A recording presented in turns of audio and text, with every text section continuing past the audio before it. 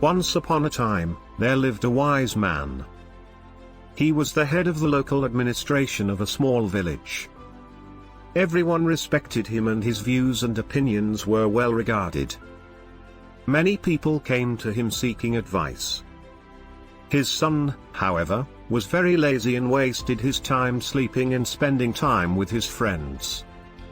No amount of advice or threat made any difference to him.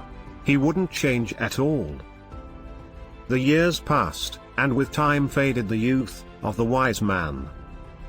As he grew older, he began to worry about his son's future. He recognized the need to give something to his son, so that he can take care of himself and his family to be. One day, he called his son to his room and said, "My son, you are no more a kid now. You must learn to take responsibilities and understand life. I want you to find the real purpose of your life, and when you find it, remember it always, and you will lead a life full of happiness and joy." Then he handed his son a bag. When the son opened the bag, he was surprised to see 4 pairs of clothes, one for each season. There also were some raw food, grains, lentils, little money, and a map. His father continued, "I want you to go find a treasure. I have drawn a map of the place where the treasure is hidden, you need to go and find it." The son loved this idea. The next day, he eagerly set out on a journey to find the treasure. He had to travel really far across borders, forests, plateaus, and mountains. Days turned into weeks and weeks turned into months. Along the way, he met a lot of people. He was helped by some with food and by some with shelter. He also came across robbers who tried to rob him. Slowly the season changed and so did the landscapes along with it. When the weather was unpleasant, he halted for the day and continued his journey when the weather cleared. Finally, after a long year, he reached his destination. It was a cliff.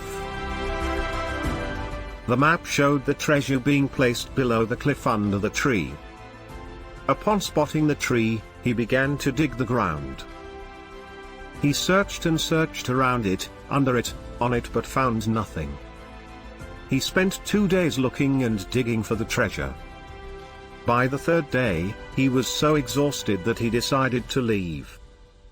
Disappointed over his father's lie, he headed back to his home. On his way back, he experienced the same changing landscapes and seasons. This time, however, he halted to enjoy the blooming flowers in spring, and the dancing birds in monsoon. He stayed in places, only to watch the sunset in paradise, or to enjoy pleasant summer evenings.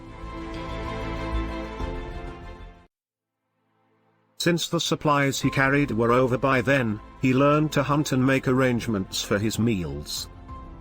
He also learned how to sew his clothes and shelter himself. He was now able to determine the hour of the day by the position of the sun, and plan his journey accordingly. He also learned how to protect himself from wild animals. He met the same people who had helped him earlier. This time he stayed a few days with them and helped them in some or other way to repay them. He realized how nice they were to an ordinary passerby, who had nothing to offer to them in return. When he reached home, he realized it had been 2 years since he left the place. He walked straight into his father's room. "Father," he said. The father immediately jumped to his feet and hugged his son. "So how was your journey, my son? Did you find the treasure?" he asked. "The journey was fascinating, father. But forgive me for I wasn't able to find the treasure. Maybe somebody took it before I reached." He surprised himself by what he just said. He wasn't angry at his father. Instead, he was asking for forgiveness. "There wasn't any treasure in the very first place, my son," father answered, smiling. "But why did you send me to find it then?" he asked. "I will surely tell you why, but first you tell me, how was your journey to the place? Did you enjoy it?" Of course not, father. I had no time. I was worried someone else would find the treasure before I did. I was in a hurry to reach the cliff, he continued, but I did enjoy the journey on my way back home. I made many friends and witnessed miracles every day. I learned so many different skills in the art of survival. There was so much I learned that it made me forget the pain of not finding the treasure. The father said to him, "Exactly, my son, want you to lead your life with a goal.